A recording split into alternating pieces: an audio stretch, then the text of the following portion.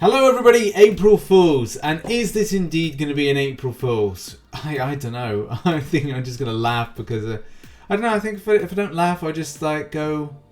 I don't know. I don't know with the world. I don't know what with life, because we've got Jabroni Panther and Silver Centurion. I am going to call it Jabroni Panther. No disrespect. It's just because it sounds and looks like it says Jabari Panther and Jabari and Jabroni. If you don't know, it's something from wrestling. If you don't know wrestling, then where you been? Attitude Era, The Rock, Dwayne The Rock Johnson, The Rock of Jabroni, you know. One of you jabronis pulls the handle. You jabronis hit the jackpot. So, if you don't, just clue yourself up. Do a little bit of Google search. It's from the 90s. Anyway, we've got Silver Centurion there and Jabroni Panther. See, Jabari, Jabroni. Yeah, Jabroni Panther. Where do I really begin with this one? It's Marvel Realm of Champions, in essence. So, I'm somebody who plays Marvel Realm of Champions. Is it a good game? Yes, but there is a but. There are a lot of fundamental issues with the game. It gets a little bit better each and every update. Update 3.0 is the next one to come out that's meant to address a lot of stuff. Matchmaking is one of the key issues. Gear can be fine. I know people say that, oh, these stats with gear. Yes, it does mean RNG plays a part of what you get, but Kabam down the line are going to look to address that. It's just the stuff when it comes to matchmaking that a lot of times you do not get fair ones, and the fact that bots are in the more competitive elements of matchmaking, which does again cause a problem. So there are problems with the game. It does feel like we're in a prolonged beta, and Thor is yet to come in 3.0. That's really keeps you up to date with Marvel Realm.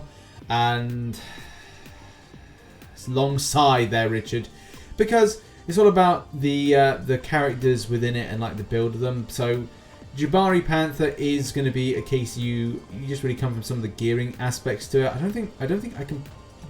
Can I build? No, I don't think I can build the character. Not even the necklace. I don't have the necklace. It doesn't mean anything really. The gear that I've got is specific to kind of like just be completely strong, overpower other enemies and stuff like that. So I don't have any of the kit that the Jabari Panther has, because it is Jabari, and a lot of the stuff you can see on screen is like I've got Vibranium Spear. I've got some of like the greatest gear. I'm free to play as well, so if anybody says, "Oh, it's pay to win," it's like it's not pay to win. I'm in a top 5 alliance, and I don't spend any money on the game. I've not since the launch of the game.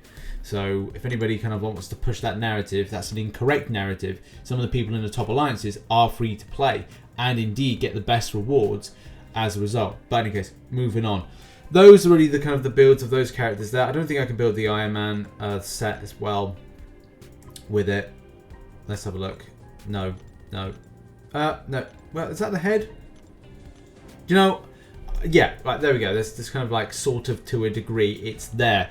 But anyway, back to Marvel Contest of Champions related stuff. I honestly, I don't know where, again, as I said, to begin with this, because as much as I like the idea of the crossover and the linked universe, the problem is Marvel Realm has so many problems at the moment. It's hard to kind of go like, oh, I'm really happy to see them both combine. I'm even considering like what, because I did say I'm only going to play Marvel Realm of Champions on the second channel for 6 months. I am now 4 months in, and for me, I kind of feel like the last 2 months of me playing is if I don't get Thor next month, and as well don't see any kind of great improvement with the matchmaking elements of the game, I will quite happily cover League of Legends, Wild Rift on that second channel as a MOBA game, and as well Diablo Immortal and maybe another game. So that's really kind of where I'm at with that. If anybody's interested more about where I'm at with that game, go to the second channel and find out more. But anyway, back to these characters. And the fact is, yeah, I don't know. Like the build of them, the look, because I think that's the key thing for me is like the look. I just don't rate the look. The looks kind of look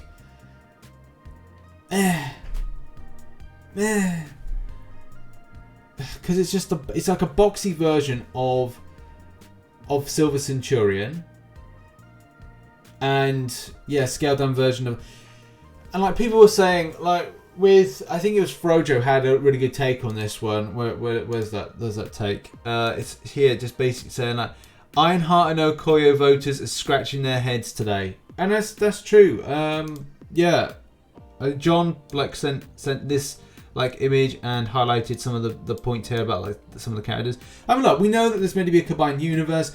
We know the elements of kind of like linking together, and I get it, but it's very odd that we've come into a point of the year where we've been voting for we've been voting for the likes of Okoye and Ironheart and so skill and tech respectively, and we kind of get this.